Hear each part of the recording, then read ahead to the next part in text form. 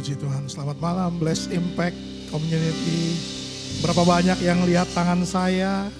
Boleh lambaikan tangannya. Saya undang untuk boleh berdiri bersama. Tepuk tangan buat Tuhan Yesus terlebih dahulu. Puji Tuhan, Tuhan baik, amin. Amin. Saya nggak tahu apa yang terjadi di dalam hidup kita sepanjang minggu ini atau mungkin sepanjang hari ini. Tapi hari ini saya dapat kejadian. Mobil saya ditabrak tadi sebelum kesini. Ditabrak sama engkel, ya, truk gitu ya, kalau nggak tahu engkel, truk. Kemudian ditabrak sampingnya. Tadi saya pikir nggak bakal akan sangat terlambat sampai sini ya. Tapi puji Tuhan, semua Tuhan perbuat baik. Saya nego-nego sama orangnya mau tanggung jawab. Dia mau ganti dengan baik. Ya mobil penyok sih, nanti lihat aja di bawah lah.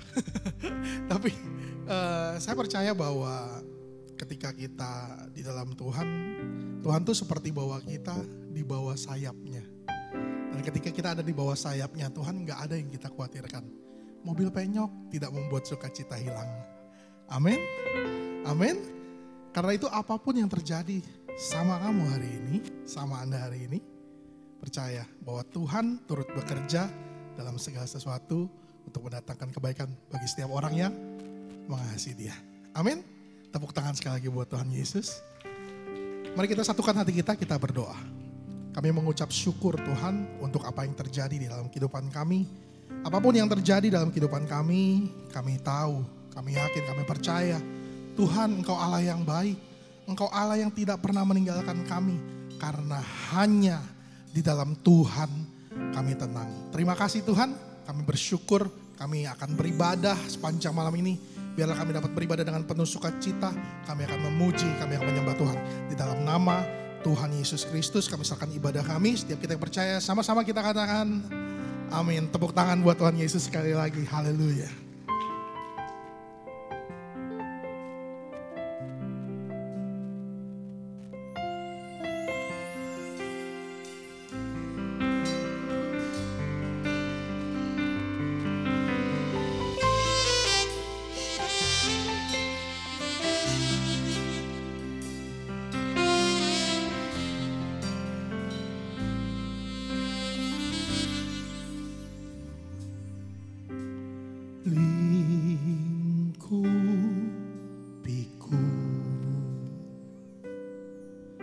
Dengan sayapmu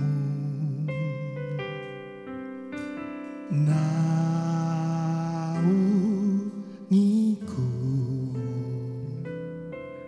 dengan kuasa-Mu di saat badai bergelora. Ku akan terbang bersamamu, Bapa Kau Raja atas semesta. Ku tenang sebab Kau Allahku.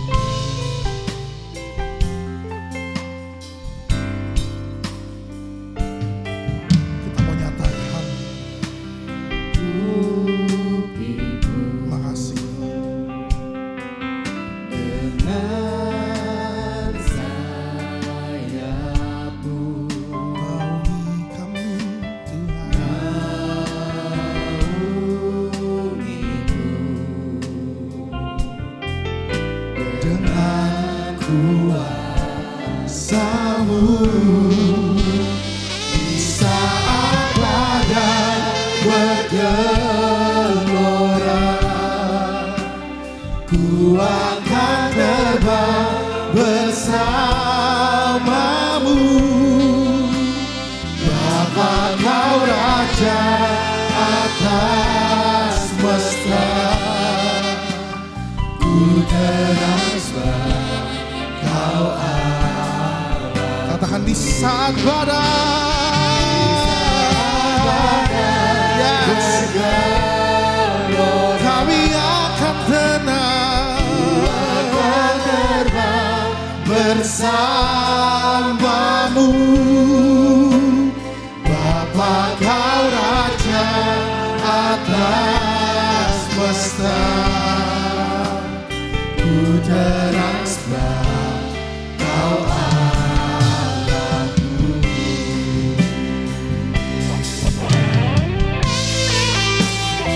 Kau Allah yang tidak pernah melepaskan kami.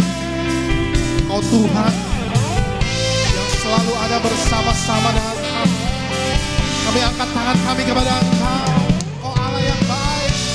Kau Allah yang selalu menaungi hidup kami, Tuhan. Terima kasih buat kasih setiamu. Kami mau nyatakan sekali lagi di hadapan Engkau kebaikan-Mu. Di saat badai bergelora, ku akan terbang bersamamu. Bapa Kau Raja atas semesta, ku tenang sebab nyatakan di hadapan Tuhan. Di saat badai bergelora, ku akan terbang bersamamu. Bapa Kau Raja atas semesta, ku tenang sebab Kau Allahku. Di saat badai bergelora, kami terbang, Tuhan. Kami terbang, ya, kami terbang bersama Engkau. Bapa Kau Raja atas semesta, kami tenang sebab Kau Allahku. Nyatakan sekali lagi. Di saat badai bergelora, ku akan terbang bersamamu. Bapa Kau Raja atas semesta, oh ku tenang.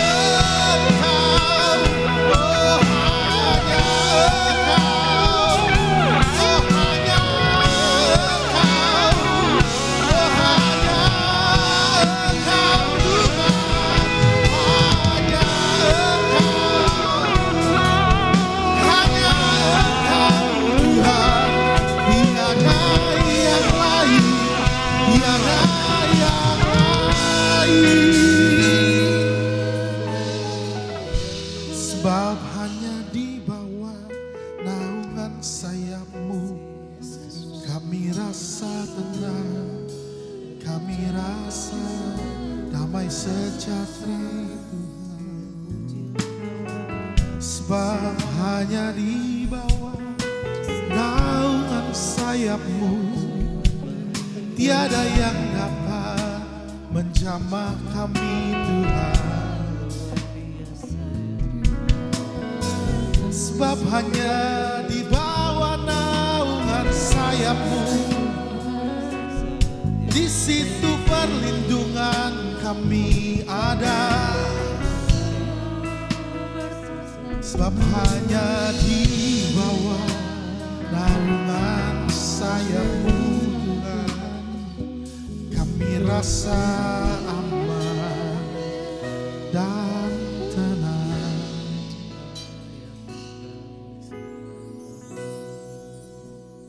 Di saat badai bergelora, ku akan terbang bersama-Mu.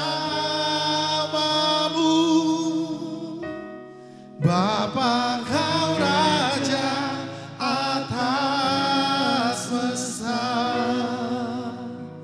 ku tenang sebab Kau Allahku. Di saat badai bergelora,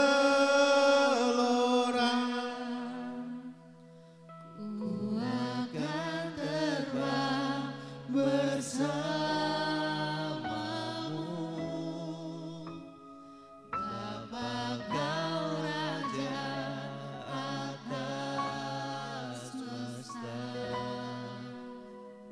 ku tenang sebab Kau Allah.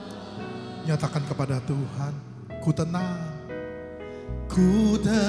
sebab Kau Allahku. Nyatakan dengan imanmu.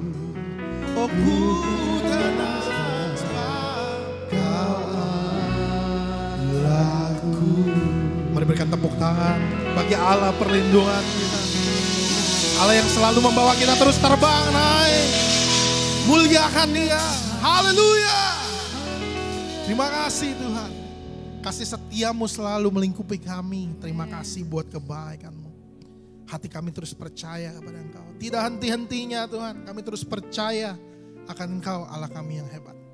Kami bersyukur Tuhan.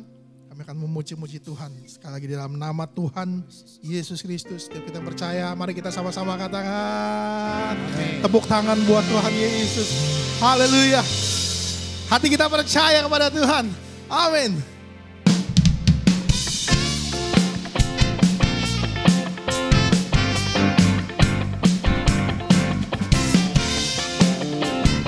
Kita mau nyatakan pujian ini bersama-sama.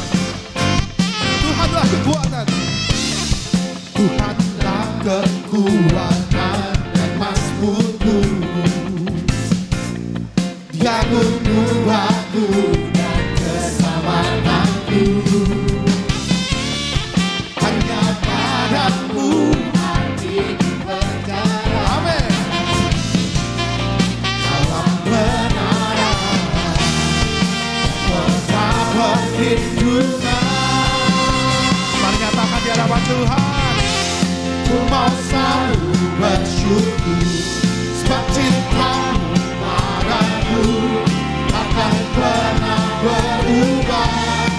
Hatiku percaya walau bumi bergoncang, gunung beranjak, namun kasih setia-Mu tak berhenti. Amin. Haleluya. Berapa banyak yang sungguh percaya? Nyanyikan pujian ini sekali lagi. Tuhanlah kekuatan dan mazmurku. Dia gunung batu dan keselamatanku. Hanya padamu hatiku percaya. Yes. Dalam kebenaran dan kota. Yeah. Nyatakan ku mau bersyukur, sebab cintamu padaku takkan pernah berubah. Hatiku percaya, walau bumi bergoncang, gunung-gunung beranjak, namun kasih setiamu tak pergi dariku. Ku mau selalu bersyukur, sebab cintamu padaku takkan pernah berubah. Hatiku percaya, walau bumi bergoncang, gunung-gunung beranjak, namun kasih setiamu tak pergi dariku. Amin. Haleluya. Semuanya katakan haleluya. Amin.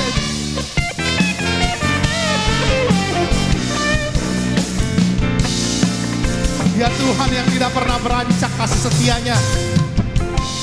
Ku mau selalu bersyukur, sebab cintamu padaku takkan pernah berubah. Hati kami percaya hanya kepadamu Tuhan.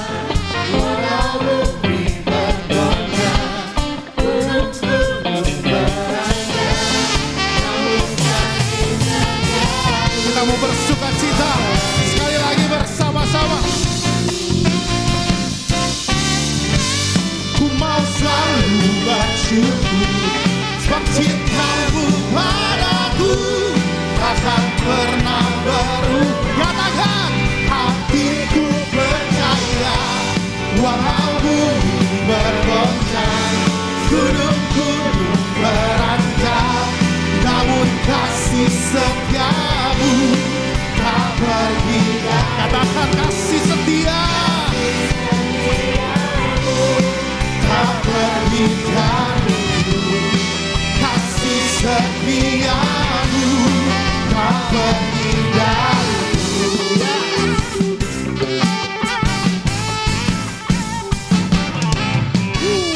Ya, amin. Tepuk tangan bagi Tuhan.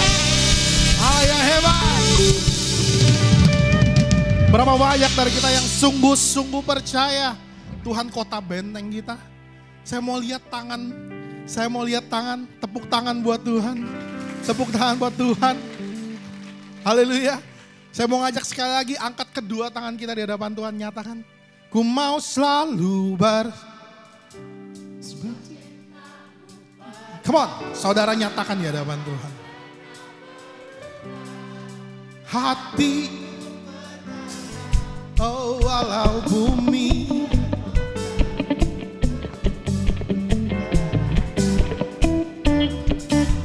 jemaat Tuhan. Sekali lagi saudara, ku mau selalu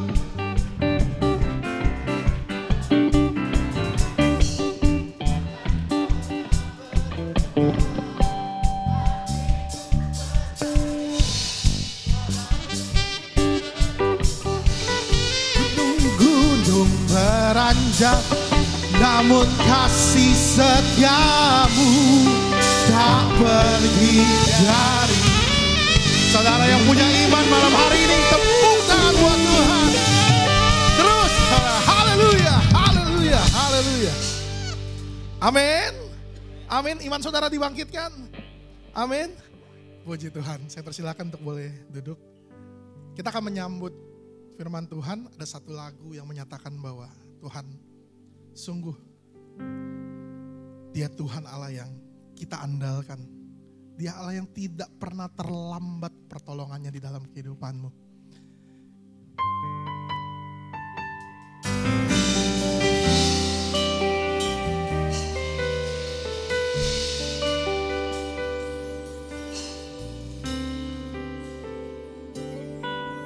Ku perlu Engkau Yesus, haus jiwaku menantikanmu. Ku percaya Kau penuh pengharapanku di dalam-Mu. Yesus, hanya Kau yang ku andalkan, melebihi siapapun juga. Yesus, hanya Kau yang ku percaya, di setiap waktu tiada lain yang ku andalkan selain Kau, Yesus. Mari sama-sama berdiri, kita akan menyambut firman Tuhan malam hari ini. Katakan, ku perlu Engkau Yesus, haus jiwaku menantikan-Mu. Ku percaya Kau penuh pengharapanku di dalam-Mu. Katakan, Yesus, hanya Kau. Yesus, hanya Kau yang ku andalkan, melebihi siapapun juga. Yesus, hanya Kau yang ku percaya, di setiap waktu tiada lain yang ku andalkan selain Kau. Yesus, hanya Kau yang ku andalkan, melebihi siapapun juga. Yesus, hanya Kau yang ku percaya, di setiap waktu tiada lain yang ku andalkan selain Kau, Yesus.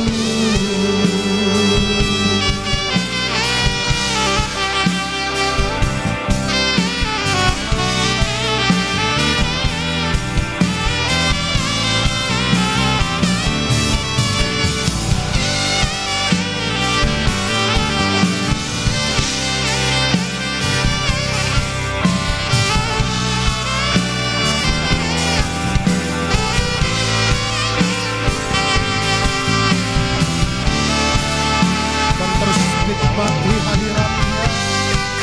Terima kasih Tuhan, Kau yang kami andalkan. Tiada yang lain, hanya Engkau Tuhan.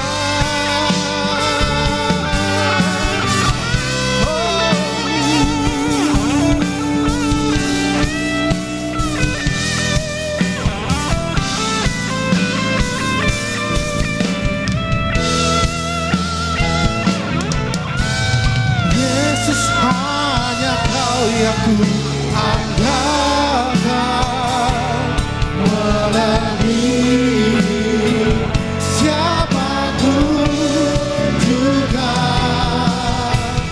Yesus, hanya Kau yang ku percaya, di setiap waktu tiada lain yang ku andalkan selain Kau.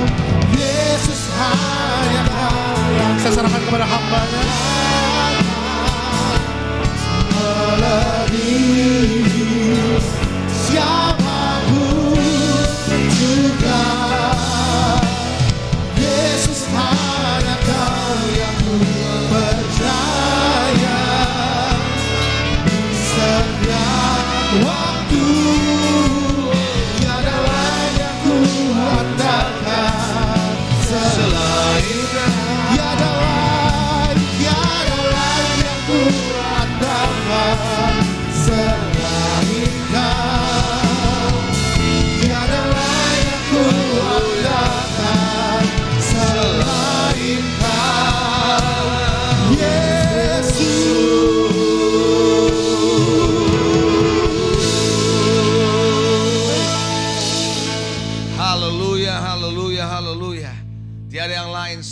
Engkau Tuhan. Aku percaya Tuhan malam ini Engkau hadir di tengah-tengah kami. Ketika kami memuji membesarkan nama-Mu Tuhan, Engkau bertahta di atas pujian umat-Mu.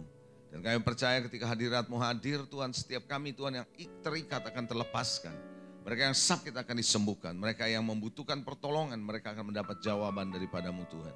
Kami percaya Tuhan ketika hadirat-Mu ada Tuhan, maka ada sukacita, ada damai sejahtera yang kami boleh alami dari Engkau Tuhan. Biarlah Tuhan setiap kami pada malam hari ini mengalami perjumpaan dengan firman-Mu yang adalah Engkau sendiri. Mari Tuhan berbicara melalui hamba-Mu, urapi hamba-Mu, urapi setiap kami yang mendengar.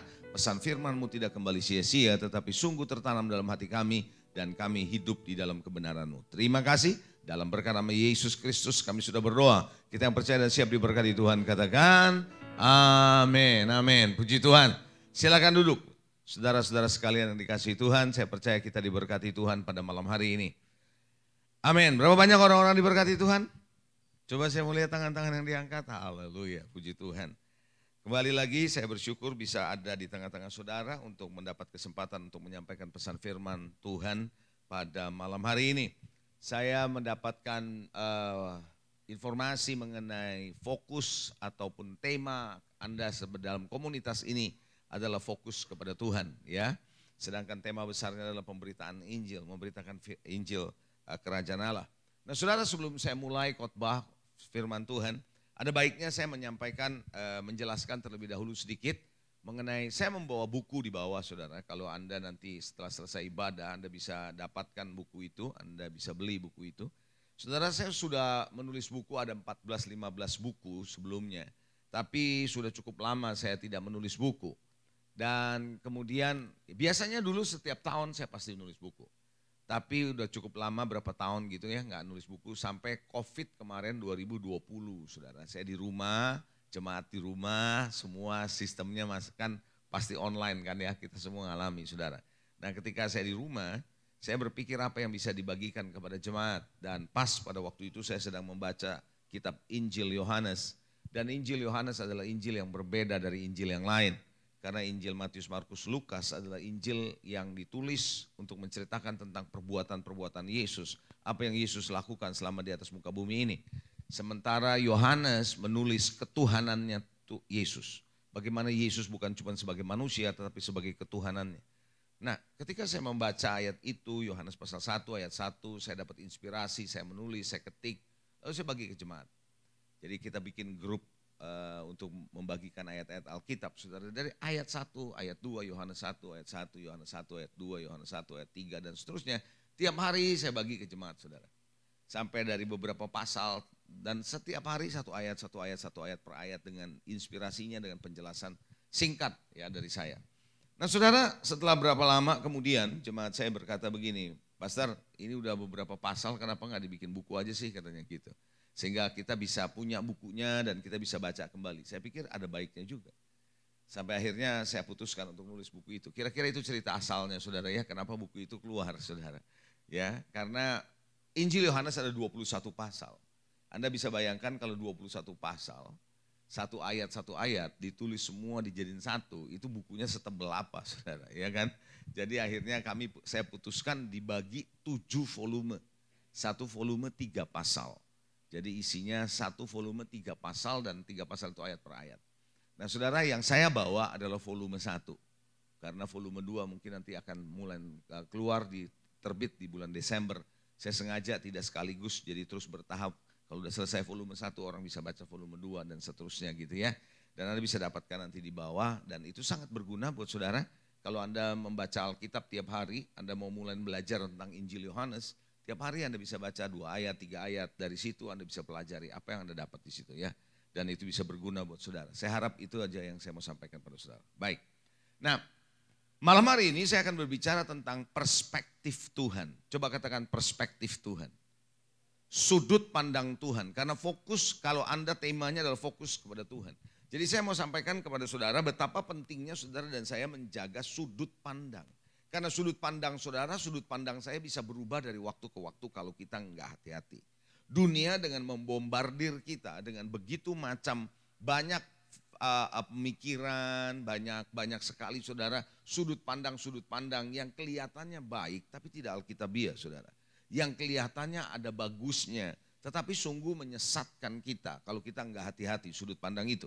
Oleh karena itu saudara, kenapa saya ambil topik ini? Karena kejatuhan Hawa, kejatuhan Adam.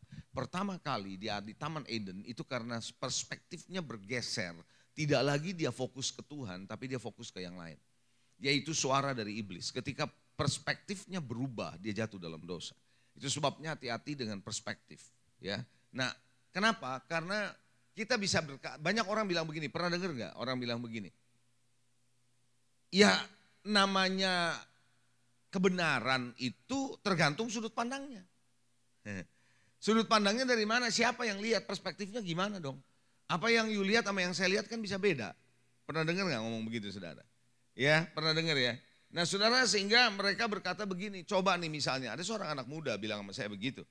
Pastor, kan tergantung pastor lihatnya gimana, saya lihatnya gimana, ya beda lah. Katanya setiap orang kan punya sudut pandang yang berbeda-beda gitu ya.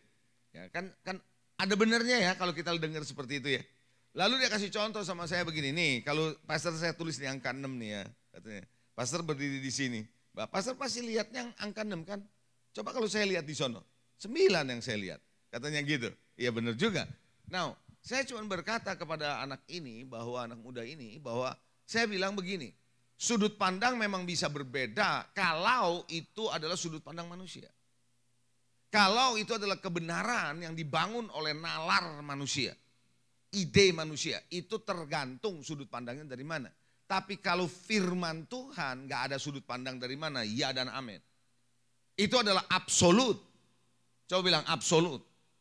Saudara, anak-anak muda zaman sekarang bilang mana ada kebenaran absolut, semuanya relatif. Tergantung sudut pandang, tadi saya katakan saudara. Maka dia bilang gak ada pastor yang namanya absolut, semua relatif, mana bisa begitu kata dia. Gitu. Pernah dengar ya, saudara pernah tahu ya ada orang ngomong begitu ya. Barangkali Anda juga punya pemikiran begitu, mana ada kebenaran absolut, ada juga kebenaran relatif. Saya bertanya kembali kepada anak muda itu, oh ya gak ada ya kebenaran absolut ya? Iya, saya tanya sama dia dan saya tanya sama saudara juga. 2 tambah 2 berapa? 2 tambah 2 berapa? Hah? Berapa? 4. Bisa gak kalau saya bilang 5? Boleh gak? 2 tambah 2 5. Boleh begitu gak? Benar gak kalau saya bilang 2 tambah 2 jadi 5? Coba yang bilang benar. Atau Anda bilang boleh juga sih, coba angkat tangan. Atau coba Anda bilang enggak bisa, 4, coba bilang angkat tangan. Anda ngerti gak sih maksud saya? Ngerti ya maksud saya ya? Saya tanya lagi sekarang, 2 tambah 2 berapa? 4. Boleh gak kalau saya bilang 5? Enggak boleh ya. Kenapa? Karena memang 2 tambah 2 4. Lah saya berkata kalau 2 tambah 2 4 saya bilang gak boleh 5. Berarti itu gak ada yang relatif dong, absolut dong. Betul? Gak bisa tergantung sudut pandang saya dong. 2 kali 2 berapa? 4. 2 kali 2 4, saya gak bisa bilang 2 kali 2 22 kan. Gak bisa. 2 kali 2 adalah 4, kenapa? Itu absolut kok. Sama aja saudara kalau Anda belajar yang namanya seorang dokter ahli bedah syaraf, bedah otak saudara. Dia kalau lagi bedah pasiennya di bedah kepala dan bedah syaraf, gak bisa relatif, dia harus pakai absolut. Yaitu apa? Pelajaran kedokteran syaraf dia harus pakai, itu gak bisa bergerak dari situ, betul atau enggak? Kalau dia bilang, oh relatif tergantung nanti saya lihatnya gimana. Itu orang bisa setelah selesai goyang-goyang begini loh. Betul apa enggak? Hah? Halo? Iya kan? Nah, saya kasih tahu sama saudara, matematika aja bisa absolut, yang namanya sekolah kedokteran ada absolut, apalagi kebenaran firman Tuhan, itu adalah Tuhan yang absolut, yang gak pernah berubah dulu, sekarang, dan selama-lamanya. Yang percaya katakan amin. Kalau kita ngerti itu, maka sudut pandang kita harus dijaga sesuai dengan sudut pandangnya Tuhan. Kalau enggak kita akan geser, percaya dah. Dunia ini selalu mengajak saudara untuk berpikir relatif, gak ada yang namanya relatif. Yang ada laki atau perempuan, gak ada relatif. Paham gak nih? Halo? Gak ada yang relatif, laki atau perempuan itu aja cuma 2 kok. Kan begitu saudara. Iya kan? Nah mari kita melihat satu firman Tuhan di dalam Kejadian pasal 3 ayat 6. Ada di dalam slide saya, mari kita lihat saudara. Ini bicara tentang Hawa saudara. Perempuan itu melihat, coba bilang melihat. Sekali lagi melihat. Oke, perempuan itu melihat bahwa buah pohon itu baik untuk dimakan. Dan sedap kelihatannya. Lagi pula pohon itu menarik hati karena memberi pengertian. Lalu ia mengambil dari buahnya dan dimakannya dan diberikannya kepada suaminya yang bersama-sama dengan dia dan suaminya pun memakannya. Saya berhenti sebentar. Ketika dia mendengar bahwa bisikan dari iblis bahwa enggak, kamu sebenarnya boleh kok makan. Bukankah Tuhan bilang enggak boleh katanya gitu. Tapi Hawa bilang enggak boleh kok. Nanti kalau kamu makan matamu akan tercelik, kamu akan ngerti, kamu akan seperti Allah. Gitu, dia udah dibisikkan begitu saudara. Nah ketika dia mulai melihat buah pohon itu, maka dia bilang, aha ternyata buah ini benar ya, baik untuk dimakan. Dia sudah dengar bisikan iblis sebelumnya. Sudut pandangnya mulai bergeser. Saya mau tanya sama saudara begini, ya perhatikan baik-baik. Waktu Tuhan bilang begini sama Hawa, pohon yang ada di taman ini, semua buahnya boleh kamu makan. Kecuali pohon yang satu ini, buahnya kamu gak boleh makan. Waktu Tuhan ngomong begitu sama Hawa, kira-kira Hawa lihat gak buah pohon pengetahuan yang baik dan yang jahat? Halo? Lihat gak? Lihat? Karena Tuhan tunjukkan, betul? Betul ya? Kalau saya bilang begini sama saudara, ini kamu boleh minum, yang ini jangan. Berarti Anda lihat ini kan? Betul ya? Berarti Anda lihat ini. Nah hal yang sama saudara, ketika Tuhan berkata sama Hawa, sama Adam, semua pohon ini buahnya boleh kamu makan. Kecuali yang ini nih. Berarti waktu tunjukkan, dia lihat gak buahnya? Dia lihat. Ada komentar waktu dia lihat? Hawa ada komentar waktu lihat? Gak ada komen, no comment. Karena apa? Karena ketika yang Tuhan tunjukkan, Tuhan gak akan memperlihatkan sisi-sisi yang lainnya. Tapi ketika iblis masuk membohongi Hawa, buah yang sama yang pernah dilihat tiba-tiba berubah. Betul? Buah yang sama yang pernah dikasih tunjuk sama Tuhan, tiba-tiba dia lihatnya berubah. Artinya sudut pandangnya sekarang berubah. Itu sebabnya kenapa Anda sebagai orang Kristen, Anda sudah dengar ayat-ayat firman Tuhan, khotbah, sudah sering Anda dengar. Dulu Anda waktu dengar ya dan amin. Tapi ketika sudut pandangmu digeser sama dunia ini, mulai percaya dengan kebohongan dari dunia ini, maka ketika engkau mendengar seorang khotbah lagi yang sama, Anda akan bilang, aha kok beda sekarang Anda lihatnya. Paham ya? Makanya kenapa penyesatan terjadi begitu dengan cara menggeser sudut pandang saudara. Dulu waktu kita dengar khotbah, mungkin waktu awal-awal kita dengar khotbah mengenai pengajaran persepuluhan, kita bilang amin puji Tuhan. Tapi sekarang kita waktu dengar lagi pengajaran persepuluhan udah mulai goyang kita. Kita akan mulai melihatnya berbeda. Saudara kenapa demikian? Karena kita mulai dipengaruhi oleh hal-hal yang lain. Sudut pandang kita berubah. Halo, amin saudara. Dulu kita tahu bahwa laki dan perempuan cuman itu doang. Gak ada laki sama laki, gak ada perempuan sama perempuan. Dan kita yakin betul itu firman Tuhan. Tapi sekarang kita bisa berubah sudut pandangnya. Kita akan mulai mencari pembenaran untuk itu. Betul atau enggak? Tanpa sadar saudara, sudut pandang kita bergeser. Dan fokus kita sudah lari dari Tuhan. Itulah sebabnya kenapa Bapak Ibu Saudara yang dikasih Tuhan, hati-hati pergeseran yang enggak terasa. Itu sangat berbahaya. Makanya kita harus tetap mengandalkan dan berdiri di atas sebuah kebenaran atau kebenaran yang absolut. Enggak boleh yang relatif. Saya tanya, beda 1 derajat, 1 derajat. Bukan derajat Celcius ya, derajat sudut kemiringan. 1 derajat bedanya kalau Anda lihat di busur derajat ya. Biasanya, enggak gede. 1 derajat itu cuma kayak garis kecil ya, betul ya? Kalau saya tarik 10 cm, ini garis latar, beda 1 derajat, saya tarik 10 cm. Enggak berasa ujungnya, enggak beda. Setuju? Saya tarik 10 meter, udah mulai beda enggak? Mulai beda. Kalau saya tarik 15 km, ujungnya cuma 1 derajat, di ujungnya gede enggak bedanya? Hal yang sama, sudut pandang bergeser mula-mula, enggak kelihatan bedanya. Gini mah enggak apa-apa kok, cuman kecil ini enggak ada masalah. Oh iya tunggu aja 15 tahun dari sekarang kamu terusin begitu. Tiba-tiba Anda punya iman berubah, cara pandangmu berubah, engkau melihat firman Tuhan tidak sama lagi. Sudut pandang, perspektif. Anda akan melihatnya berbeda. Dan saya kasih tahu saudara, dengan kehadiran sosial media, dengan kehadiran yang namanya teknologi AI, artificial intelligence akan membuat saudara dan saya hari-hari ini kalau nggak berjaga-jaga, pergeserannya akan makin cepat. Pergeserannya akan makin cepat. Sehingga kita lebih percaya pada omongan AI, lebih percaya pada sosial media daripada firman Tuhan. Itu sebabnya saya sedang membangkitkan di gereja saya adalah bagaimana saudara, anak-anak muda, jemaat saya di anak-anak muda harus bergerak di dalam supranatural. Harus bergerak dengan hal-hal mujizat, perkara-perkara supranatural. Kenapa demikian? Harus bergerak di dalam karunia-karunia Roh Kudus. Kenapa demikian? Karena nantinya gereja akan menghadapi tantangan besar-besaran dengan AI. Karena artificial intelligence bisa menggantikan tugas seorang pengkhotbah. Halo? Dia bisa khotbah lebih bagus daripada seorang pengkhotbah. AI bisa menggantikan semua tugas-tugas pelayanan saudara nanti. Tetapi AI tidak bisa menghadirkan kuasa dan mujizat. Dan yang bisa menghadirkan kuasa dan mujizat adalah saudara dan saya bersama dengan Roh Kudus. Itu sebabnya saudara, kebenaran yang absolut tidak bisa digeser.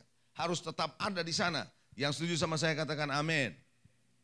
Saudara, kita melihat banyak hal dalam hidup ini. Kita memperhatikan banyak hal dalam hidup ini, betul ya? Lewat kehidupan saudara, apa yang Anda alami. Pertanyaan saya begini, bisa enggak Anda melihatnya berbeda dari apa yang Anda lihat dengan mata jasmanimu? Kalau Anda nggak bisa melihat berbeda dengan mata jasmanimu, saudara, maka kita nggak bisa lihat apa yang Tuhan mau kasih Anda lihat. Kita harus bisa melihat berbeda dari apa yang Tuhan kasih lihat. Saudara yang dikasihi, ketika Gehazi atau bujangnya Elisa, suatu hari dalam cerita Alkitab saudara, Elisa dan Gehazi, dia punya bujangnya dikepung di Dotan, di tempat rumahnya Elisa, oleh tentara Aram. Pernah baca nggak cerita itu saudara? Tentara Aram. Dan pagi-pagi Gehazi keluar, dia melihat tentara musuh begitu banyak. Dan berkata kepada tuannya Elisa, dia berkata, celaka tuanku, apa yang harus kita perbuat? Apa yang harus kita perbuat? Saudara, Elisa adalah bosnya waktu itu saudara. Saya percaya Elisa juga lihat tentara musuh. Sama-sama lihat. Karena Gehazi melihat dengan mata jasmaninya. Tapi Elisa bisa melihat bukan cuma dengan mata jasmani, tapi dia bisa melihat ada penglihatan yang berbeda. Karena dia bisa melihat ada tentara Allah di balik itu yang lebih besar daripada tentara musuh. Tapi Gehazi tidak bisa melihat. Itu sebabnya orang yang gak punya sudut pandang Tuhan, maka dia akan cenderung ketakutan. Dia akan bilang celaka, mati nih, bagaimana nih? Dan kecenderungannya ada kalau udah mati nih, gimana nih? Maka berpikir apa yang harus saya perbuat? Kita nggak akan bertanya apa yang Tuhan akan perbuat. Enggak, kita akan bilang apa yang saya akan perbuat. Kita akan lebih condong pada diri kita daripada kepada Tuhan. Karena sudut pandang kita sudah bergeser. Sampai di sini paham saudara? Sampai sini paham ya? Nah saudara, itu sebabnya kenapa Elisa berdoa dan mendoakan bujangnya. Tuhan buka mata bujangku. Apakah dia buta? Enggak lah, kalau buta dia nggak akan lihat. Tapi dia nggak bisa lihat kenapa sudut pandang yang lain nggak dibuka saudara. Sampai Tuhan didoakan Elisa, buka matanya, maka bujang ini mulai bisa melihat tentara Allah lebih banyak. Sudut pandangnya melihat berbeda. Hari ini saya mau ajak saudara, biar sudut pandang saudara tetap bisa melihat kebesaran Tuhan dalam hidup saudara. Yang setuju katakan amin. Kalau Anda bisa melihat itu, maka Anda akan berbeda saudara. Mari kita akan melihat slide berikutnya. Ketika melihat kehidupan dari perspektifnya Tuhan, maka kita bisa melihat yang berbeda dari yang dilihat oleh mata jasmani dan yang dilihat oleh dunia. Dalam bahasa Inggrisnya, what you see is what you get. Apa yang kau lihat itu yang kau dapatkan, saudara. Itulah sebabnya mengapa saudara Anda harus bisa melihat, ketika Anda bisa melihat dari perspektifnya Tuhan, maka Anda akan melihat berbeda dari apa yang Anda lihat dari mata jasmanimu. Apa yang dilihat oleh Musa ketika Laut Kolsom menghadang mereka di depan dan tahu ada tentara musuh di belakang. Berbeda dengan apa yang dilihat oleh bangsa Israel. Bangsa Israel melihat jalan buntu, tuh dia melihat, Musa melihat ada jalan Tuhan. Orang kalau yang punya sudut pandang Tuhan ya, reaksinya beda. Saya ulangi ya, orang yang punya sudut pandang Tuhan pasti beda reaksinya. Bangsa Israel teriak-teriak ketakutan. Tapi Musa bilang, jangan kamu seperti itu. Lihat keselamatan yang dari Tuhan. Dia belum tahu jalannya Tuhan gimana, tapi dia tahu sudut pandang Tuhan dia jaga. Ketika engkau menjaga sudut pandang Tuhan, imanmu akan muncul. Ketika imanmu muncul, segala sesuatu bisa terjadi. tidak ada yang mustahil bagi orang yang percaya kepadanya. Katakan amin. Pada malam hari ini saudara, apakah engkau menjaga sudut pandang? Suatu hari Yehezkiel dibawa oleh Tuhan di lembah yang isinya tulang-tulang kering kan ya. Pernah baca ya? Ya, tulang-tulang kering. Tulang-tulang kering berarti itu arti apa? Mayat yang sudah lama berserakan di situ. Tuhan tanya sama Yehezkiel, bisa hidup lagi? Saya yakin Yehezkiel susah jawab. Bagaimana jawabnya orang udah tulang kering begini? Dan dia nggak bisa jawab, maka dia bilang, Tuhan engkau yang tahu. Ketika Yehezkiel mencoba memposisikan dirinya melihat seperti Tuhan melihat. Maka dia nggak bisa jawab, dia cuma bilang Tuhan yang tahu. Maka ketika itu Tuhan mengajak dia untuk berkata nubuat. Dan ketika dia bernubuat, tulang-tulang mulai hidup kembali. Dan akhirnya jadi apa? Tentara besar. Betul? Setuju saudara? Itu sebabnya saudara, ketika engkau menjaga sudut pandangmu tetap sama dengan Tuhan, saya percaya reaksimu, caramu ngomong, caramu hidup akan beda. Imanmu akan beda. Kenapa? Karena sekarang Anda tetap melihat Tuhan. Sudut pandang Tuhan kau jaga. Karena sudut pandangmu akan menentukan imanmu kok. Sudut pandangmu akan menentukan imanmu. Ketika sudut pandangmu tetap di dalam Tuhan, imanmu akan terus terjaga. Makanya makin hari kita nggak akan percaya sama Tuhan. Kenapa? Karena sudut pandang kita salah. Coba bilang sama sebelah saudara, jaga sudut pandangmu. Oh haleluya, mari kita lihat satu ayat firman Tuhan di dalam slide saya berikutnya. Di dalam 2 Korintus 4 ayat 16 sampai ayat yang ke-18. 2 Korintus 4 ayat 16 sampai 18. Sebab itu kata Paulus, kami tidak tawar hati. Meskipun manusia lahiriah kami semakin merosot. Dia kan makin tua, toh, fisiknya makin lemah. Namun manusia batinnya kami dibaharui dari sehari ke sehari. Dia tidak melihat fisiknya karena memang fisiknya akan kembali ke tanah. Tapi manusia batiniahnya makin hari makin diperbaharui. Kenapa? Karena itu yang akan kembali kepada Bapa di surga. Itu yang menjadi pusat perhatiannya Paulus. Perhatikan ayat 17. Sebab penderitaan. Apa? Penderitaan apa? Enggak dengar saya. Penderitaan apa? Lebih sekali lagi penderitaan apa? Saya berhenti sebentar. Menurut saudara, Paulus tuh ngalamin penderitaan ringan atau berat sih? Sebenarnya ringan atau berat? Berat. Karam kapal, dia didera, dia dipenjara, berat. Tapi dia bilang apa? Penderitaannya, kok bisa? Kok bisa? Dia ngomong begitu, karena sudut pandangnya dia jaga dengan sudut pandang Tuhan. Kalau Anda jaga sudut pandang Tuhan, maka setiap kesulitan yang Anda lewati, yang Anda hadapi, Anda tidak akan merasa aduh berat, sulit. Nah. Saya baca ya. Sekali lagi, sebab penderitaan ringan yang sekarang ini dialami dia, mengerjakan bagi kami kemuliaan kekal. Yang apa? Melebihi segala-galanya. Jauh lebih besar daripada penderitaan kami. Jadi dia melihat sudut pandang Tuhan bahwa kemuliaan Tuhan yang dia akan terima jauh lebih besar dari penderitaan sekarang. Maka dikomparasi, dibandingkan kemuliaan yang dia akan terima dengan penderitaan sekarang, yang ini sekarang kecil. Maka dia bilang yang sekarang ini ringan dibandingkan dengan apa yang aku akan terima nanti. Wah, itu lebih dahsyat. Nah, itu yang membuat dia tetap eksis dalam pelayanan dia di tengah penderitaan yang ada. Jangan heran kenapa banyak orang Kristen gampang meninggalkan Tuhan di hari-hari ini. Karena sudut pandangnya tidak dijaga. Coba sikut lagi saudara-saudara, jaga sudut pandangmu. Coba bilang gitu. Haleluya. Amen. Nah, kita lihat ayat 18, sebab.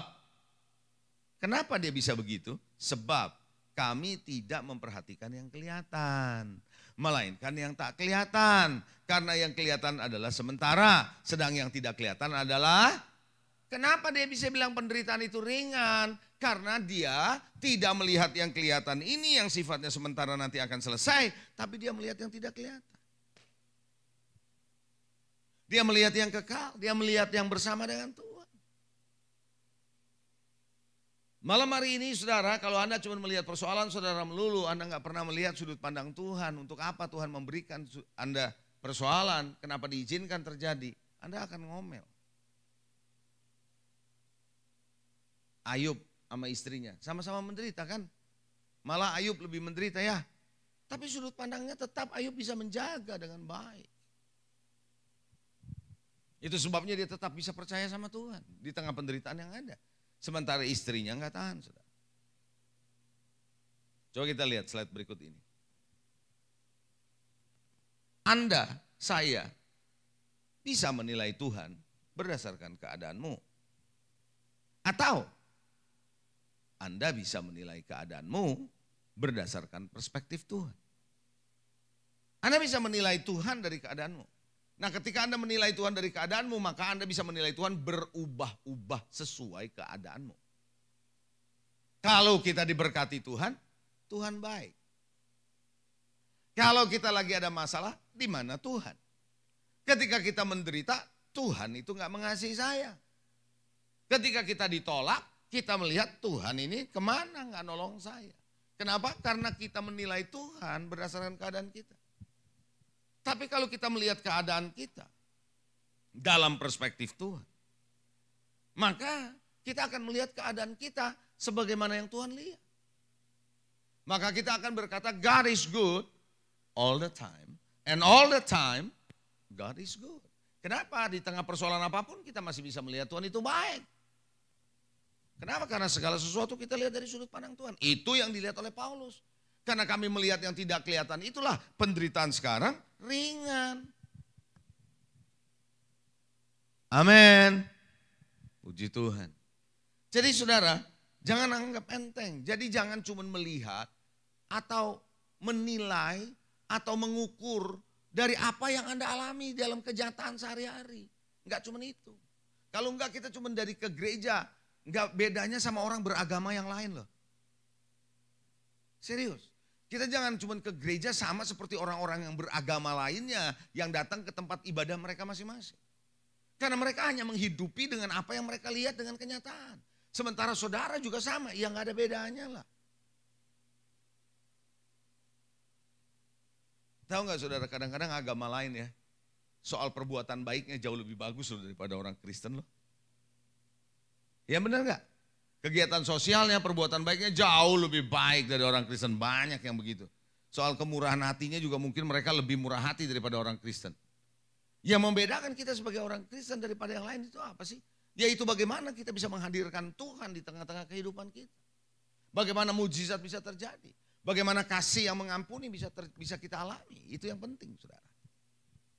So malam hari ini kita harus jaga sudut pandang kita ya. Amin. Puji Tuhan. Kita akan lihat saudara, di dalam 2 Raja-Raja 6 ayat 14-17, tadi saya sudah baca, saya rasa lewatin saja, skip. Karena saya sudah baca saudara, kita sudah jelasin saya tadi saudara ya. Nah begini Bapak Ibu Saudara, saya mau mengajak saudara yang slide berikutnya ini yang lebih penting, kita akan lihat. Coba kita lihat slide berikut ini, perhatikan baik-baik. Landasan dari perspektif yang benar dari Tuhan itu adalah apa? Firman Tuhan. Kalau Anda mau punya perspektif yang benar, dasarnya harus firman. Bukan sudut pandang manusia, pemikiran manusia, ide manusia. No. Tapi firman Tuhan. Bukan dari sudut pandang yang relatif, tergantung masing-masing atau dari dunia. Tidak yang relatif, tapi yang absolut dari firman. Suatu hari, Yesus cerita sama Petrus dan murid-muridnya. Bahwa dia akan menderita, dia akan disalib, dan dia akan mati. Dia cerita sama murid-muridnya. Tahu Petrus kan, orangnya reaktif. Tahu. Petrus dengar itu, Yesus ditarik tangannya. Terus dia bilang gini, sekali-kali tidak akan dan tidak boleh terjadi sama kamu. Saya tanya sama saudara, murid, Petrus kan murid toh, mencegah gurunya untuk tidak ngalamin penyaliban dan penderitaan, baik atau enggak? Baik atau enggak? Baik. Berarti Petrus melihat perspektif dari cara pandang manusia, betul enggak? Yesus jawab apa? Pernah baca ayatnya Matius 16? Yesus jawab apa? Enyahlah kamu iblis. Padahal maksud Petrus baik apa enggak? Baik. Tapi Tuhan bilang nyala kamu apa? Kok bisa? Yang baik itu dia bilang, nyala kamu iblis. Kenapa? Karena kamu bukannya memikirkan apa yang dipikirkan Tuhan, tapi kamu memikirkan apa yang dipikirkan oleh manusia. Kamu punya sudut pandang manusia yang bisa menghambat rencana Bapa buat aku gagal nih.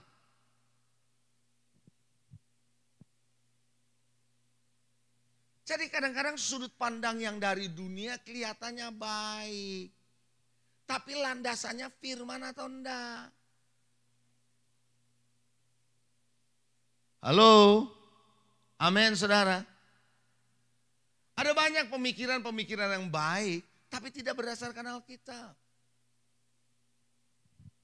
Suatu hari saya nggak tahu Anda pernah dapat nggak? Mungkin karena ini udah lama video ini beredar. Saudara.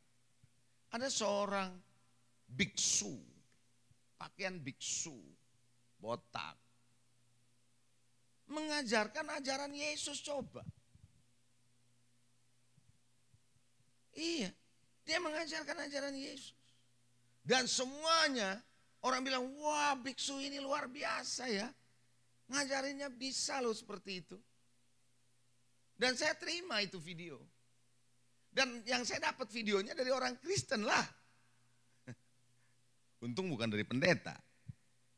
Dari orang Kristen, pastor ini bagus loh. Coba apa komentar pastor? Waktu saya dengar, dia ngajarin kebajikan. Dia hanya mengambil apa yang diajarkan Yesus yang bicara soal kebajikan. Dia tidak bicara soal keselamatan yang ada di dalam Kristus Yesus. Anda paham gak nih maksud saya? Sehingga kalau enggak kita akan bisa keliru, kita pikir apa yang diajarkan oleh biksu itu benar. Kita bisa percaya dengan omongan dia. Saya bilang sama yang membagikan kepada saya, kamu hati-hati. Sudut pandangmu bisa bergeser, kamu bisa dia bawa ke dia. Saya bilang yang baik-baik itu memang ada yang baik. Tapi kita mesti dasarnya firman Allah. Halo, amin. Anda pernah nggak sih ngelihat video-video yang ada di IG kah, di Reel kah, dimanapun, di TikTok. Anda lihat-lihat saudara, yang banyak mengajarkan nasihat-nasihat dari dunia ini yang bagus. Bahkan kalau Anda tahu quotes, kutipan-kutipan, sekarang kan banyak orang suka pakai quotes-quotes gitu ya. Kutipan-kutipan yang bagus-bagus, banyak saudara. Tapi nggak selalu kutipan itu adalah dasarnya firman. Justru akan menyesatkan kita kalau kita nggak hati-hati. Malam hari ini saudara yang dikasih landasan itu adalah firman Tuhan. Amin. Mari kita akan melihat ada beberapa contoh perspektif Tuhan yang saya mau kasih secara singkat aja buat saudara. Contoh yang pertama, saya mau kasih saudara contoh beberapa perspektif Tuhan adalah begini. Pencobaan-pencobaan yang Anda alami, persoalan-persoalan yang Anda alami, Alkitab bilang biasa atau luar biasa? Biasa. Kenapa dia bilang biasa? Karena Tuhan yang luar biasa ya. Tapi kalau kita bilang pencobaanku luar biasa. Dahsyat, luar biasa. Tapi Tuhan bilang biasa. Karena setiap kali engkau menghadapi pencobaan itu Tuhan memberikan jalan keluar kepadamu. Dan pencobaan yang kamu alami tidak akan pernah melebihi kekuatanmu. Nah kalau kita punya dasarnya itu, maka sebenarnya waktu kita menghadapi persoalan-persoalan, kita akan bilang apa? Coba bilang, biasalah itu. Biasa aja. Coba bilang, biasa aja. Oh, haleluya. Betul? Saya tanya, bangsa Israel pernah perjalanan padang gurun 40 tahun ya. Saudara tahu nggak kalau padang gurun itu setengah mati loh saudara. Bagi Anda yang pernah pergi ke Israel, ada yang pernah pergi ke Israel? Oke, kalau belum pernah nggak apa-apa saya. Atau ada yang pernah? Ada? Oke. Saudara, perjalanan Israel, kalau pergi ke Israel, berangkat dari Mesir menuju Israel, naik bus panjang perjalanan lewat padang gurun ya. Lewat gurun masuk kepada Israel. Di perjalanan itu, semua orang Kristen yang pergi ke sana, ke Israel, naik bus dari Mesir, pasti ngomongnya gini, pantesan bangsa Israel bersungut-sungut di padang gurun. Gila ini panasnya luar biasa, kering banget. Itu kita naik bus ber-AC ya. Satu titik-titik tertentu kita berhenti. Contohnya ketika air yang pahit berubah jadi pahit. Yang Musa kemudian lemparkan tongkat kayu kemudian jadi manis. Di situ kita turun, kita lihat saudara, itu panas loh. Sekarang di Jakarta kan panas ya. Nah, itu panas loh, itu bukannya panas itu. Kalau orang Surabaya bilang. Makanya Tuhan itu kalau panas dia kasih tiang awan supaya adem. Pertanyaan saya gini. Manusia yang ikutin bangsa Israel melewatin padang gurun termasuk kita, itu sulit loh. Tapi Tuhan yang justru bawa perjalanan itu, bangsa Israel. Bukannya apa-apa, itu adalah kehendak Tuhan. Jadi kadang-kadang Anda harus melewati padang gurun dalam hidupmu, itu atas kehendak Tuhan. Ada ayatnya, ada. Di dalam Ulangan 8 ayat 2, nanti Anda baca saja di rumah. Anda baca atau Anda bisa buka, Anda baca ya. Saya cuma menjelaskan begini, bahwa Tuhan bilang perjalanan padang gurun adalah atas kehendak Tuhan. Tujuannya adalah untuk menguji hatimu, apakah hatimu tetap berpegang pada perintah Tuhan atau enggak.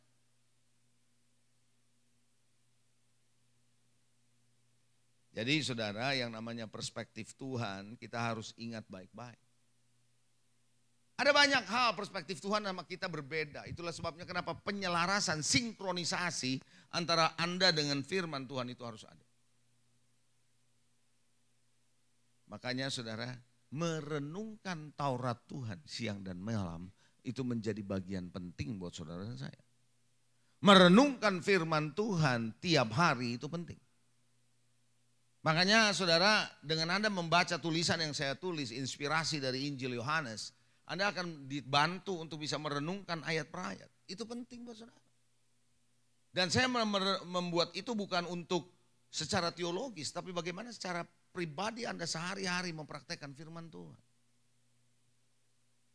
Jadi malam hari ini kita akan belajar saudara. Bagaimana saudara dan saya bisa tetap punya perspektif Tuhan. Siap? Mau punya perspektif Tuhan? Mari kita akan masuk pada bagian terakhir. Gimana supaya saudara dan saya bisa melihat dalam perspektif Tuhan. Saya akan coba berikan beberapa poin saja. Nanti kita akan akhiri ya. Yang pertama, Anda harus mengetahui dan mengerti kebenaran Tuhan secara benar. Kebenarannya secara benar.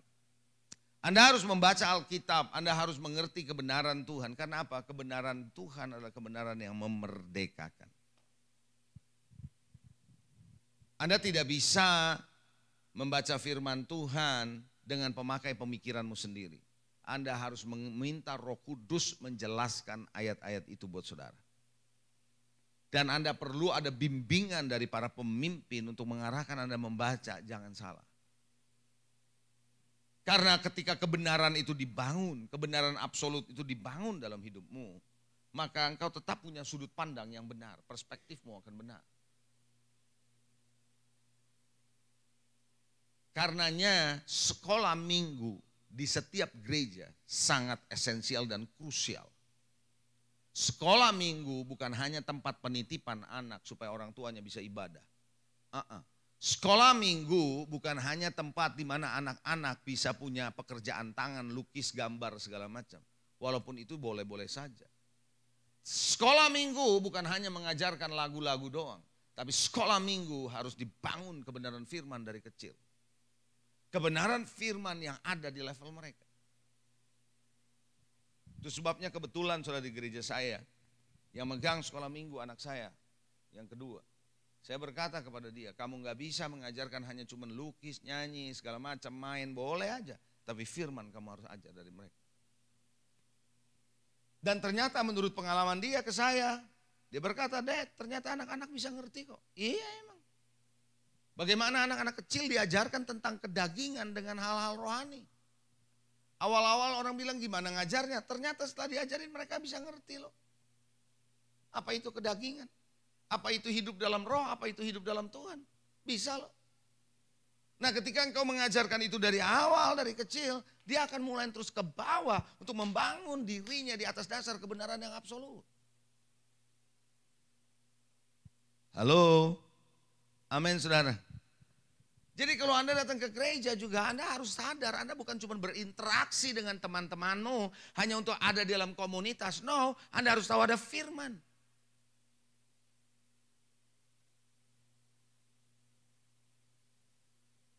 Anak saya yang pertama, dia menangani di gereja saya anak-anak muda. Menantu saya megang dewasa muda. Jadi semua anak-anak saya melayani. Yang megang anak-anak muda, SMP sampai SMA, sampai kuliah awal, pegang sama anak saya yang pertama. Dia bilang begini, waduh anak-anak zaman sekarang, dia bilang. Ini anak saya yang pertama nih, dia bilang. Kenapa saya tanya? Masa ke gereja gak bawa Alkitab, katanya gitu. Oh ya? Iya. Masa ke gereja kita baca ayat dia gak tahu ayatnya di mana? Saya tanya anak saya, terus kamu mau ngapain? Sekarang kalau di waktu ibadah gak bisa enggak. Boleh yuk gak punya Alkitab buku. Kan ada di Anda punya HP, iya kan? Di HP kan ada kan ya? Terus gimana saya tanya? Sekarang kita baca ayat, satu pasal atau setengah atau satu perikop. Baca ayat. Enggak ada yang saya bacain, satu-satu saya suruh baca satu ayat ini, ntar kamu ayat kedua, ntar ayat, semua mesti baca ayat Alkitab. Kalau enggak mereka enggak pernah tahu ayatnya ada di mana. Anak saya bilang gitu. Jadi di anak-anak muda itu mulai diajarkan terus-menerus, dimasukkan kebenaran firman. Supaya mereka mencintai firman. Makanya Daud berkata, dengan apakah seorang anak muda bisa menjaga kelakuannya bersih dari dosa dengan memelihara firman dalam hidupnya. Betul atau enggak? Bagaimana anak-anak muda bisa dijaga hidupnya kudus kalau enggak ngerti firman? Sudut pandang kita akan ke bawah. Halo, amin. Kadang-kadang kita saudara lebih suka membaca komentar real daripada firman. Padahal pada mulanya adalah firman. Firman bersama dengan Allah. Dan firman itu adalah, kalau Anda nggak pernah baca firman, Anda nggak akan pernah ketemu dengan Tuhan. Nggak ada yang namanya kemerdekaan di atas dasar yang lain. Karena barang siapa yang mengetahui kebenaran, kebenaran akan apa? Memerdekakan. Saya boleh ngomong terus terang di sini? Malam ini, halo? Kita kadang-kadang ya, lebih ingat kutipan ngomongan orang daripada ingat ayat Alkitab. Serius. Saya nggak bilang bahwa Anda hafal ayatnya di mana dan seluruh ayat-ayatnya Anda. Tapi malah kadang-kadang ayat-ayat Alkitab kita jarang dengar. Tapi komentar yang ada di Reel, komentar yang ada di TikTok, komentar-komentar yang di sosial media, kita bisa ingat, oh ini ngomongannya dia, ini ngomongannya dia, ini ngomongannya dia, tapi ngomongannya Tuhan, kita nggak ingat. Kenapa? Karena kita lebih sering baca komentar mereka daripada membaca apa yang Tuhan katakan. Lalu bagaimana kita bisa menjaga sudut pandang kita kalau kita tidak membangun di atas dasar kebenaran? Amin. Saudara gini, kepalsuan akan muncul ketika kebenaran tidak ada. Kebohongan akan muncul ketika kebenaran tidak ada. Kebenaranlah yang akan menetralisir atau bahkan mendesak kepalsuan. Ada nggak di sini yang kerja di bank? Yang kerja di bank, angkat tangan. Angkat tangan yang kerja di bank. Oke, good. Kalau Anda kerja di bank, Anda perhatikan. Teller bank dilatih untuk tahu uang palsu.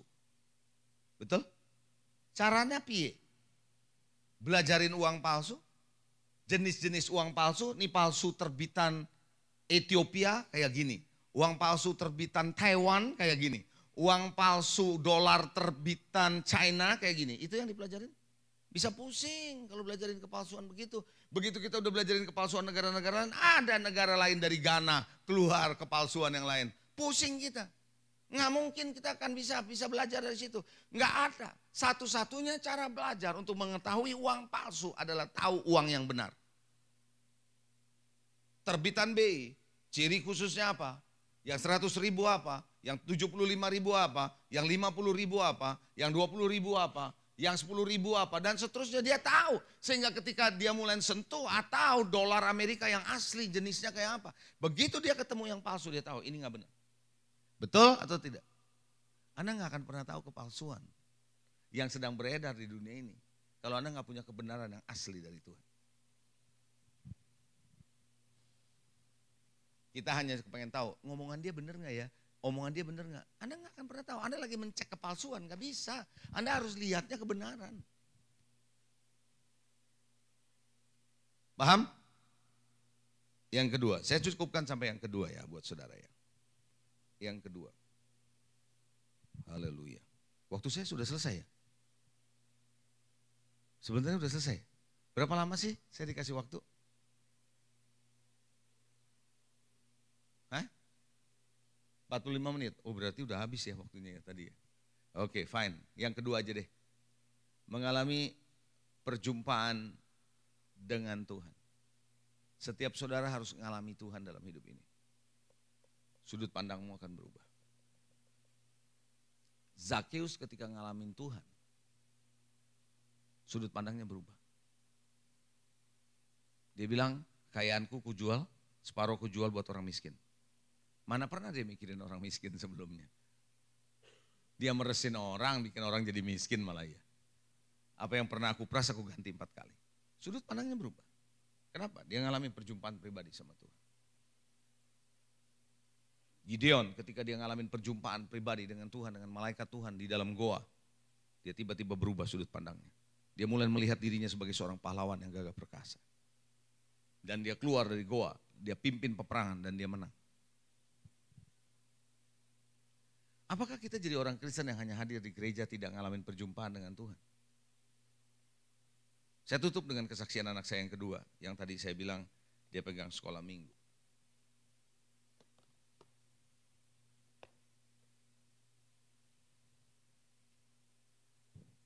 Dia anak pendeta, karena saya pendeta. Sekolah Kristen.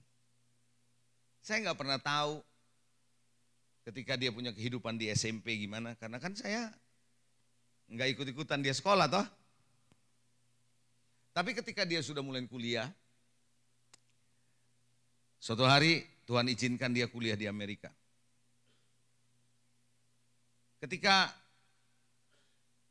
saya ada di sana, berkunjung dan sekaligus ada pelayanan diundang, ada beberapa gereja yang undang saya di sana. Saya ajak dia ikut pelayanan. Sampai di suatu gereja gembalanya sahabat saya. Gereja ini mix Indonesia dan Inggris. Anak-anak mudanya yang lahir di sana, besar di sana semua harus bisa bahasa Inggris. Semua khotbahnya bahasa Inggris. Orang-orang tuanya yang orang Indonesia sebagian bisa masih Indonesia. So ketika anak-anak muda ada ibadah, gembalanya minta sama saya, boleh nggak anak bapak kasih kesaksian lah, nggak usah khotbah. Oke, karena kan pasti bisa bahasa Inggris. Oke, saya tanya anak saya mau. Lalu dia bersaksi, saudara. Dan saya hadir di situ waktu dia bersaksi. Waktu dia bersaksi, saya shock, kaget setengah mati, saudara. Artinya kaget setengah mati, ini saya punya rahang bisa mau copot loh. Karena kesaksian dia saya nggak pernah dengar sebelumnya. Ternyata waktu di SMP, waduh, ternyata badung dan hidupnya sampai temennya bilang begini. Temennya nih, dia bersaksi, dia ngomong, temennya nih ngomong begini. Hei, lu gila ya? Katanya. Lu gak tahu ya kalau lu tuh anak pendeta apa? Digituin sama temennya. Dia jawab apa sama temennya? Gua kasih lu tahu ya. Ini anak saya sendiri yang bersaksi. Gua kasih lu tahu ya, yang pendeta bapak gua bukan gua, gitu. Kok bisa berubah? Kok bisa berubah? Karena ngalamin perjumpaan dengan Tuhan. Ya gimana ngalaminnya? Suatu hari dia bercerita sama saya, anak saya. Ketika dia di Amerika kan dia sendirian. Dia ke gereja gembala sidang di tempatnya, dia itu teman saya. Jadi saya suruh dia ke gereja di sana. Walaupun begitu karena jauh dari keluarga, jauh dari orang tua. Suatu hari, itu dia memang suka nyanyi, dia bisa main drum. Jadi di kamar mandi, ketika dia mandi dia sendiri, dia bilang, dia lagi di kamar mandi, tiba-tiba dia nyanyi satu lagu sederhana. Ku di tanganmu, ku di hatimu. Pernah dengar lagu itu kan? Lagu lama itu ya. Dia nyanyi lagu itu. Enggak lama hadirat Tuhan turun menjamah dia. Dan dia nangis sejadi-jadinya dan dia lama di kamar mandi. Keluar dari situ dia berubah. Saya kasih tahu saudara, perjumpaan dengan Tuhan yang mengubahkan saudara. Enggak cuma datang ibadah, tapi ngalami Tuhan dalam hidupmu pribadi. Malam ini saya mau mengajak saudara, yuk jadilah orang-orang yang punya sudut pandang perspektif Tuhan, bukan dari dunia. Dan saya percaya engkau akan menjadi orang-orang yang dipakai Tuhan di akhir zaman dan menyuarakan kebenarannya. Amin. Tuhan Yesus memberkati. Mari kita bangkit berdiri. Oh haleluya. Shikaralabata kamaralama Jesus. Tuhan, hamba-Mu boleh selesai berbicara. Tapi engkau akan terus berbicara di antara umat. Apapun sebentar Tuhan yang mereka alami, mereka dapatkan. Mereka sungguh-sungguh Tuhan melihat bahwa Tuhan ada di dalam hidup mereka. Biar kami semua punya sudut pandang-Mu. Kami tidak sekedar hanya datang beribadah dan dipengaruhi dan dicemari oleh sudut pandang dunia ini. Karena kami membangun hidup kami dalam perspektif Tuhan di atas dasar firman yang absolut. Tuhan berkati umat-Mu. Kami percaya Roh Kudus berbicara malam ini ke dalam hati setiap umat-Mu.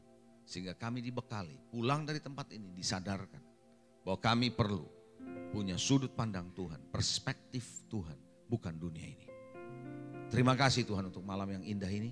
Aku percaya Roh Kudus Engkau akan memberikan kepada setiap kami kesempatan untuk boleh melihat tangan Tuhan bekerja dalam hidup kami. Dalam nama Yesus kami berdoa, yang percaya diberkati Tuhan katakan amin. Tuhan Yesus memberkati. Amin. Silakan duduk semua teman-teman.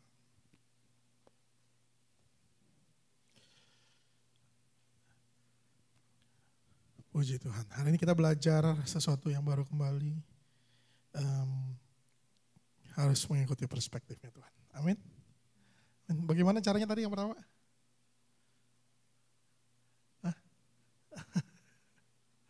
Mengetahui dan mengerti kebenaran sebenar-benarnya. Ya, caranya gimana? Datang BIC. Yang kedua apa? Mengalami perjumpaan dengan Tuhan. Gimana caranya? Datang BIC lagi. Jadi kami setempat mesti datang. Amin. Amin. Yang diberkati oleh Tuhan boleh tepuk tangan buat Tuhan Yesus. Ada beberapa pengumuman yang akan disampaikan. Saya akan kepada multimedia untuk menayangkan. Pengumuman 19 Oktober 2023, pengumuman yang pertama. Jadi Kamis depan, tanggal 26 Oktober 2023, kita akan ada acara pujian penyembahan. Ya, kita akan dilayani oleh Evangelis Ria Arela. Beberapa dari kita sudah kenal dengan beliau. Kita akan di-refresh kembali mengenai menyembah. Dan terutama masuk di poin yang kedua tadi ya. Kita mau berjumpa sama Tuhan. Pastikan Kamis depan boleh hadir kembali untuk kita sama-sama diberkati oleh Tuhan. Seluruh informasi BIC masih akan disampaikan melalui WA grup jemaat dan juga sosial media BIC. Silakan teman-teman boleh follow sesuai dengan yang tertera di layar. Kita ada jadwal doa dan puasa. Kami mengundang untuk seluruh jemaat Bless Impact Community untuk boleh ikut berpuasa mulai dari hari Senin pukul 10 malam sampai dengan hari Selasa jam 3 sore. Agar kita sama-sama berdoa untuk wadah kita. Selamat ulang tahun buat nama-nama yang ada di depan, buat Desi, buat Handri, buat Wali, dan buat Fania. Fania hari ini ya berarti. Selamat ulang tahun, nanti Pak Wagem akan berdoa untuk yang berulang tahun. Kemudian berikutnya, nama-nama yang tercantum di bawah ini diharapkan sehabis ibadah berkumpul dengan Ruth dan juga Albert. Silakan boleh dibaca nama-namanya. Tahan dulu. Oke. Kemudian berikutnya gereja mengadakan doa fajar, doa pagi pada pukul 5 pagi pada hari Senin, Rabu dan juga Jumat, dan akan melalui Google Meet. Ya, link akan dibagikan di grup WhatsApp BIC. Silakan boleh mengikuti teman-teman yang mau ikut doa fajar.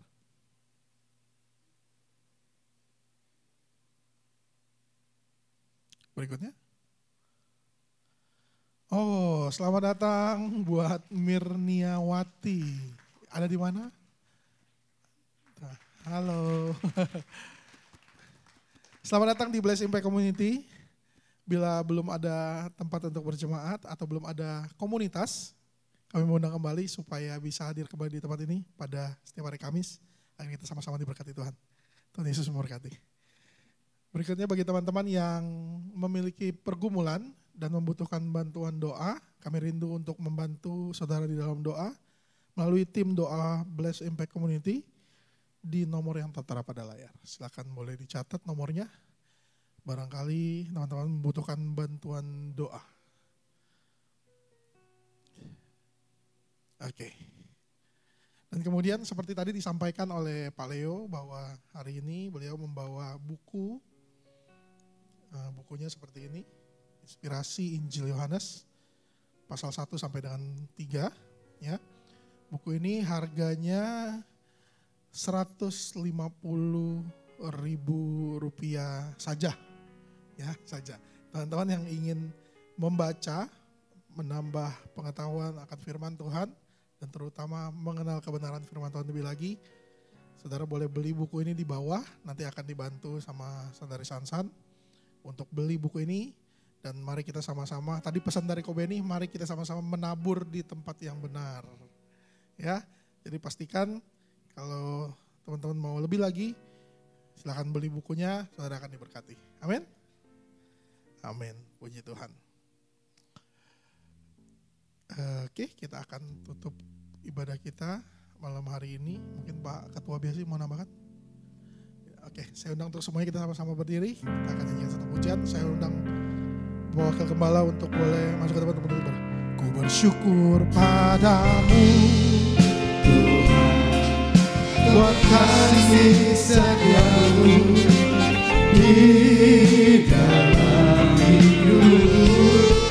Anugerahmu bersama di setiap langkahku.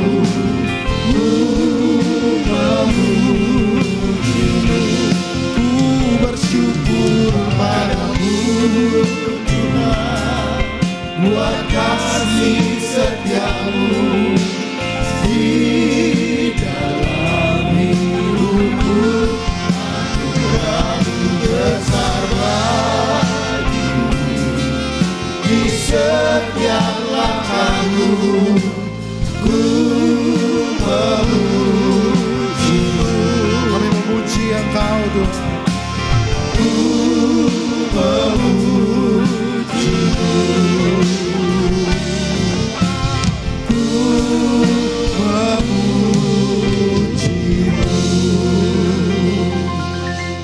Haleluya, haleluya.